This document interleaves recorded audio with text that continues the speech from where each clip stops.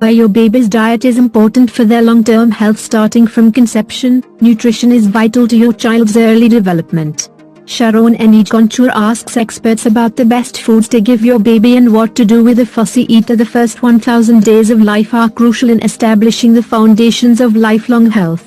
Research shows that the period between conception and a child's second birthday is when building blocks are laid down for the development of their brains and immune system, physical growth, and overall future well-being.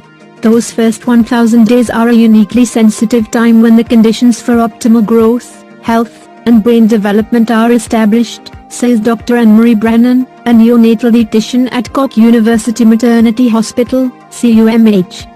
Nutrition is critical for these processes and has been shown to reduce the risk of developing chronic disorders. Such research published by Israeli pediatric gastroenterologists Yigal Ellenberg and Ron Sheol in 2014 makes the point clearly. They found that exposure to a wide variety of foods from an early age can reduce the risk of allergies, atopic dermatitis, and asthma, and that early exposure to gluten can reduce the odds of celiac disease and type 1 diabetes in infants with a family history of these conditions. As a mother of 3 young children, Operation Transformation's resident dietitian Aoife Hearn realizes parents might feel pressure on reading this but urges them to shift their perspective. See it as an opportunity, she says. Ask yourself what little things you can do to improve your child's diet. Nutrition first. The first 1000 days are broken into 3 stages: pregnancy, infancy, and toddlerhood.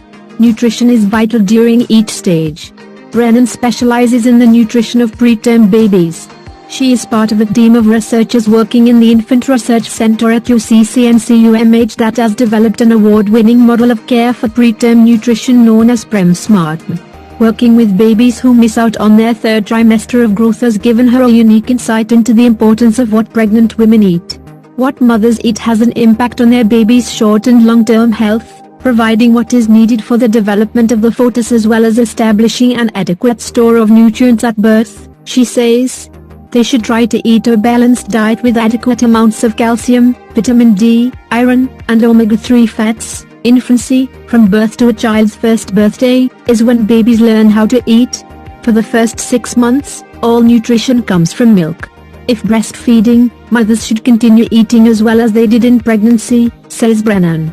Their baby still needs a nutrition, they should also give their babies a vitamin D supplement. The vitamin is essential for bone health, and low levels have been associated with developing heart disease, diabetes, and multiple sclerosis in later life.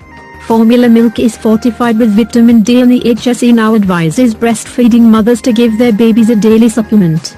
By the age of 6 months, the time has come for solid foods.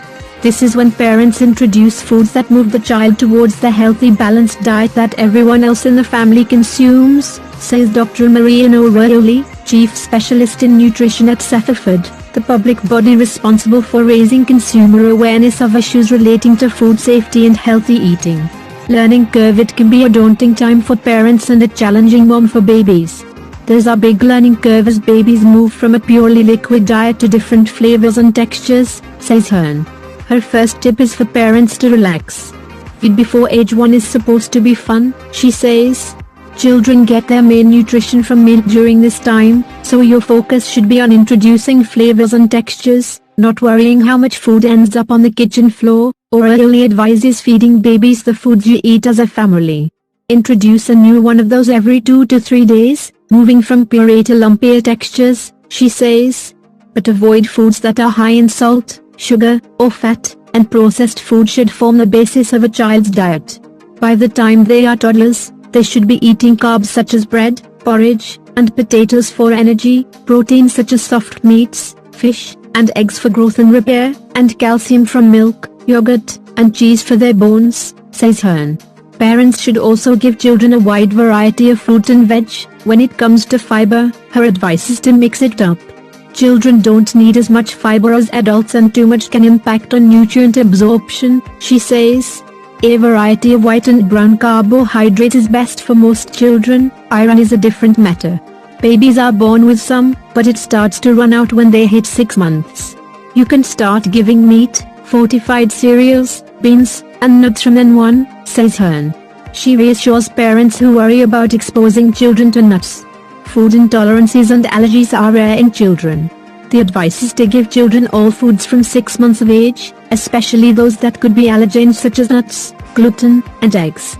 But if you have any worries, seek a diagnosis from a medical doctor. Fussy eaters, these tips are all well and good, but what can parents do when toddlers develop minds of their own and refuse to eat their food?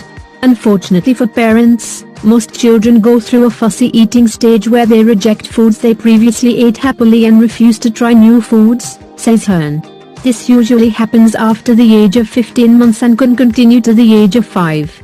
My advice to parents is to hang in there. She believes the best way of doing this is to take a responsive eating approach.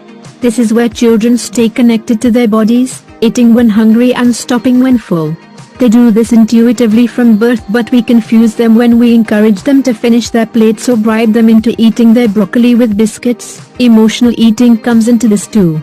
Children should be taught to address their emotional needs without food, says Hearn. If they fall, give them cuddles, not cookies. That way, we'll raise a generation that has fewer mental struggles with food. This is what she does with her own children, aged 2, 4, and 6. My eldest is the fussiest, she says. He loves roast potatoes, but who has time to cook those every day? So, I try teaming foods he likes with foods he does not, such as mixing his favorite baked beans into mashed potatoes. Her youngest eats everything.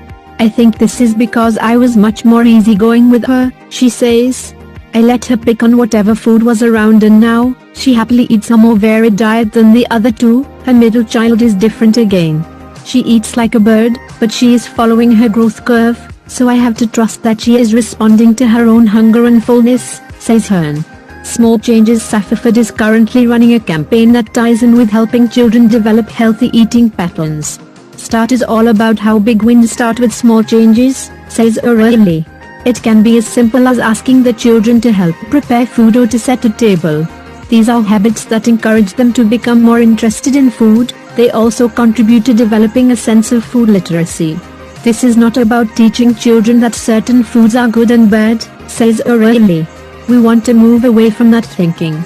Instead, it is about exposing children to healthy food and creating a supportive food environment at home. We can do this by encouraging children to get hands-on with food by mixing ingredients and tasting things while we cook. We can ask them to choose what to have for dinner, and at meal times, we can all sit down to enjoy what we eat. Every small change helps to establish healthy eating habits for the whole family. There are resources to help parents with this, as well as Safaford's www.macustat.ie. There is www.childfeedingguide.co.uk and www.firststepsnutrition.org. Marianne Jacobson's book How to Raise a Mindful Eater is great, as is the Nourished Child podcast, says Hearn. My children play a fun vegetable matching game on my phone. It's all part of exposing them to healthy food. With the pandemic outbreak, parents need this help now more than ever. When the country first went into lockdown, it had a detrimental effect on family life, especially if parents were trying to work from home without childcare, says O'Reilly. There were fewer routines around meals and bedtimes, which led to more unhealthy snacking. Now is the time to learn from that experience and do better. Ask what small change your family can make to how you eat, says O'Reilly. Make that change and stick to it. Then make another one. It may be challenging, but it is certainly possible to build solid foundations for health in the first 1000 days of your child's life. It's hard and there are times it will feel like a struggle, says Hearn. But be persistent. You can do it. Food for Thought is a mother of 3 and as a dietitian who has dealt with her fair share of reluctant eaters. AOF Hearn has tips to help parents deal with troublesome tots who refuse to eat their food. 1. Be a good role model. This means eating your own vegetables and demonstrating to your children that you enjoy a healthy, balanced diet. 2. Set up a daily routine. Eat meals at regular times and try not to have snacks too close to meal times. That way, children will be hungry when they come to the table and more likely to eat what you have prepared for them. 3. Be persistent. It can take time to learn to like the flavor and texture of foods, and many children require up to 20 exposures before they try food. This means that a food may be refused many times before it is ever tasted. A refusal does not mean that the child does not like the food, so persist in offering it, says Hearn. Children like what they know and eat what they like, so give them a chance to get to know and like a wide variety of foods. 4. If a child is ill of their food for a period of time, try not to worry too much. 2 days of eating very little is not going to cause a deficiency, she says. What is important is to stay hydrated during that time. If they want to snack on bland foods such as crackers, bread, and toast, let them. 5. Don't get too fixated on the idea of a perfect diet. It's a long game, so do not beat yourself up over one bad meal or one day of poor eating, she says. Instead, focus on helping children to develop a healthy relationship with food where they stay connected to their hunger and fullness and learn to nourish themselves with real food. Please save the trees and nature. Please subscribe to our channel. Thank you.